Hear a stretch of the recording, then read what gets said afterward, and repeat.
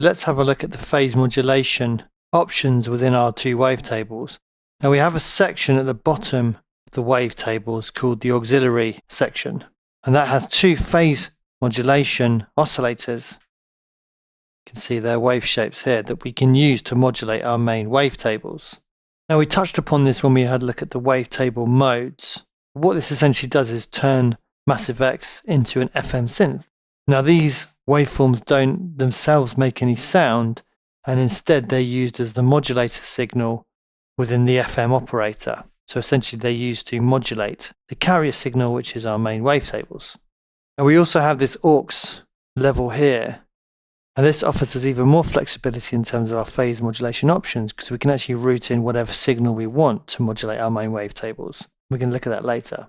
Now the feature set for these two phase modulating oscillators are identical, so they're mirrored. So first of all, we have the type of waveform we're going to use. And these range from kind of pure sine and triangle waves to variations of triangle and sine waves, which are generally what you use for phase modulation or frequency modulation.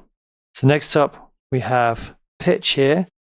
Now, as we've already seen, we can choose a ratio, a fixed pitch, or key tracked.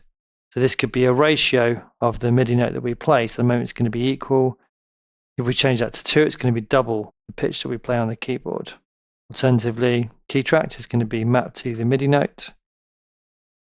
And fix, as we already established, is going to be locked to the MIDI note number, that being middle C. Let's put it back onto the ratio. Now we can modulate the pitch of our phase oscillators using these modulation sources underneath. Now for each of them we have a dial which allows us to dial in the amount of modulation that's going to be taking place, and that can obviously be modulated. Okay, so the way that we do this is to actually route one of our phase modulators to one of our wavetable oscillators, and then this amount is going to determine the amount we're going to be doing it. Okay, let's actually just make this a pure sine wave. Now, as we bring up the amount,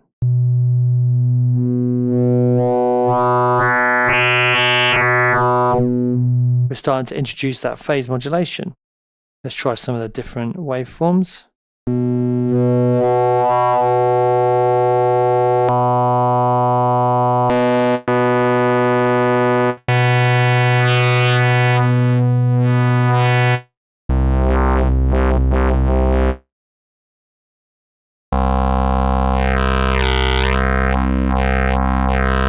At the moment we're modulating at the same pitch as the note I'm playing on the MIDI keyboard. Let's try a different ratio.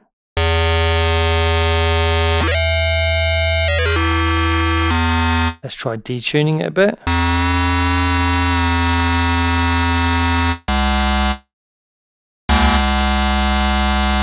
Let's pitch down our main oscillator.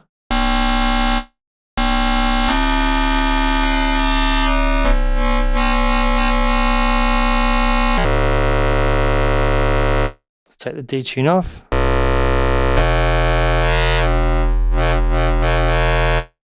Let's try routing an envelope to modulate the amount. Go into the parameters of this. Let's just turn our decay level down.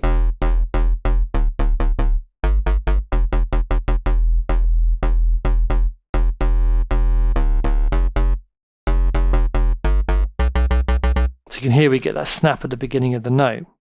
Increase the amount.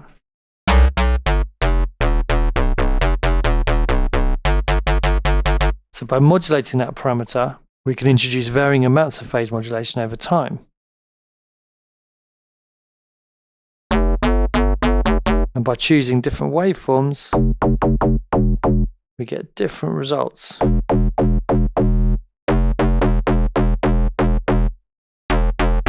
And of course changing the pitch as well.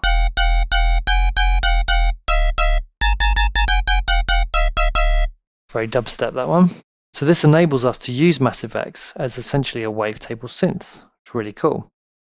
Okay, let's just reset this sound. So as I said before, we have this aux option within here as well. So within the routing tab, from here, we can basically choose to route whatever we want into this auxiliary phase modulation input here. So let's say we wanted to break that, take the output of our first oscillator and route it into this phase modulation auxiliary input. And we choose to modulate the phase of this second oscillator via this aux input using the amount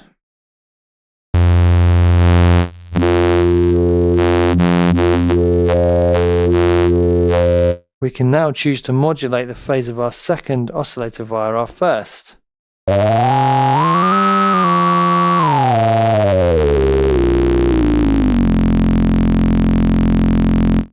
And now using this amount knob here, we can determine the amount of modulation that takes place. Once again, we try modulating this.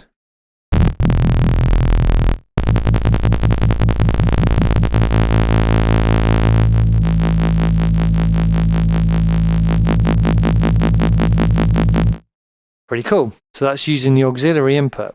Okay, so hopefully you can see from this video that you have loads of functionality to allow you to use Mass Effects as essentially an FM synth.